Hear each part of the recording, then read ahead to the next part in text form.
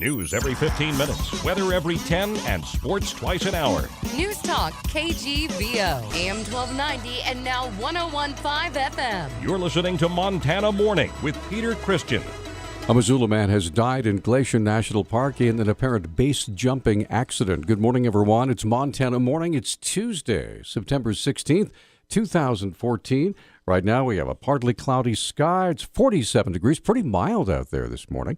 And our newscast is sponsored by Kootenai Creek Village, the maintenance-free active adult community located in Stevensville. You'll have hundreds of builders' options to choose from. Call 546-6930. The body of 22-year-old Bo Wire of Missoula was found in Glacier National Park over the weekend. The park spokeswoman, Denise Germain, describes how the search for Wire began. We got a report Saturday night through Park Dispatch from this young man's family that he was overdue from a solo hike in the Mini Glacier area. Early Sunday morning, we initiated a ground and an aerial search, and initial investigation indicated that perhaps he might be in the summit of the Mount Sayi area. A helicopter was able to spot Wire's body and unfurled parachute on the face of Mount Sayi. It ended up that we did find the young man. He was deceased. We believe that he attempted to base jump off an area of the park, and for whatever reason it failed. He died at the scene. Wire's body was recovered Sunday night about 7 p.m. It's believed he died upon impact.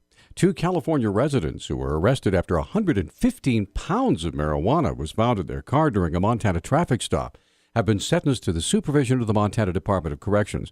Stillwater County News reports District Judge Blair Jones sentenced Rick and Dawn Voigt of Hayward to 5 years with the Department of Corrections for possession of dangerous drugs with intent to distribute. He suspended 2 years of Rick Voigt's sentence and 3 of Dawn's. Last week's sentence means the DOC will determine their placements. Both remain jailed in Yellowstone County Monday, where they've been held since their arrests in late April. The couple had $736,000 in vacuum-packed bundles of marijuana in their rental car when they were stopped. The attorneys representing accused murderer Marcus Karma received a favorable ruling from District Judge Ed McClain last Friday. Lead attorney Paul Ryan says the judge agreed to exclude the public and the media from viewing information regarding alleged prior bad acts that Karma may or may not have committed before the killing of exchange student Diren Dede. It's a typical motion that's brought by defense attorneys that's required under the law, and it's called the 404B law, which talks about prior bad acts, if there's any, where we have to come in and try to exclude anything else from coming into court that's not related to the case itself. Ryan also clarified a misconception regarding his team's request for a change of venue.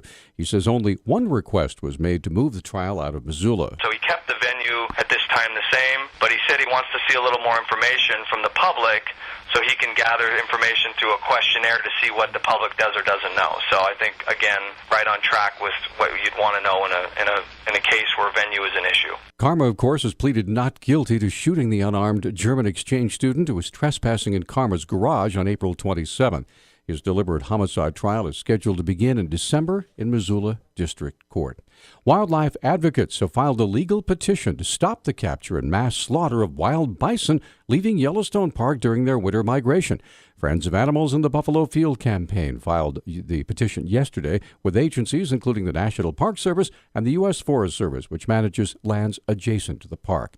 Thousands of Yellowstone bison have been shipped to slaughter in recent decades to keep them from coming into contact with livestock. Many bison carry the disease brucellosis, which can cause pregnant animals to abort their young.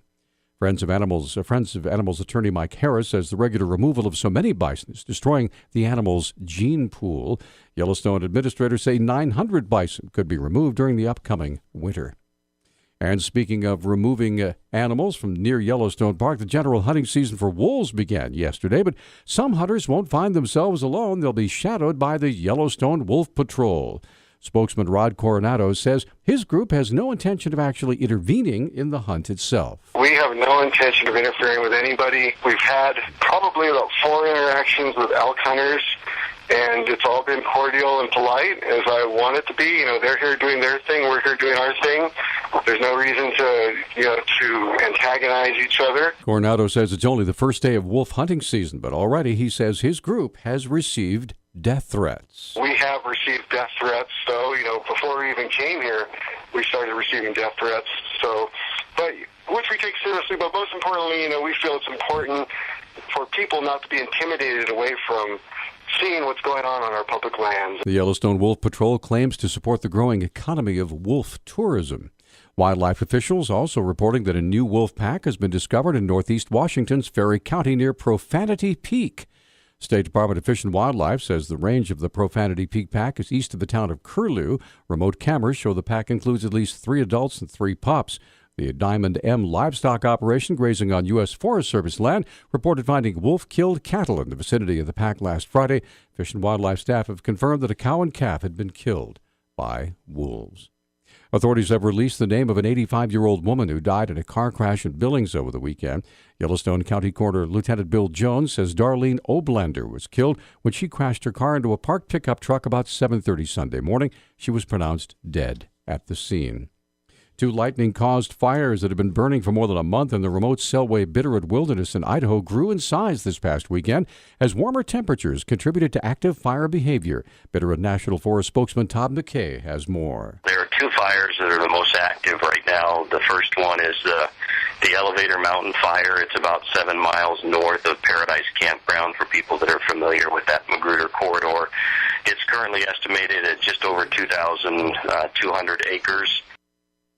And McKay described the second fire that's causing smoke to enter the Bitterroot and Missoula valleys. The second fire that was active this weekend is the Raven Creek fire that's burning near the Raven Creek campground, also along that Paradise Road, along the Magruder corridor, and that's estimated at about 183 acres. All the fires are being managed with a monitoring strategy with point protection of critical resources, including campgrounds, fire lookouts, trailheads, and trail bridges. Finally, the U.S. Army Corps of Engineers has brought its review of a proposed coal export terminal to an immediate halt, a blow to the Australian company trying to get coal from the northern Rockies to an eager Asian market. Last month, Oregon state regulators rejected the proposed terminal on the Columbia River because it would potentially interfere with tribal fishing rights. Yesterday, the Corps announced that it put its review on hold while a judge considers an appeal of the state's decision. The Australian company Ombre Energy proposed to have coal shipped by rail from Wyoming and Montana to the terminal in northeast Oregon. From there, it would go to Asia. News Talk time now is 6:10. News Talk, KGVO. Missoula's official weather station. Should be a very nice summer day across the region. Looking at a high of 84 degrees today in Missoula. 80-degree temperatures sticking around for the next 3 days. I'm meteorologist Matt Gray for KCI 13, your first alert station.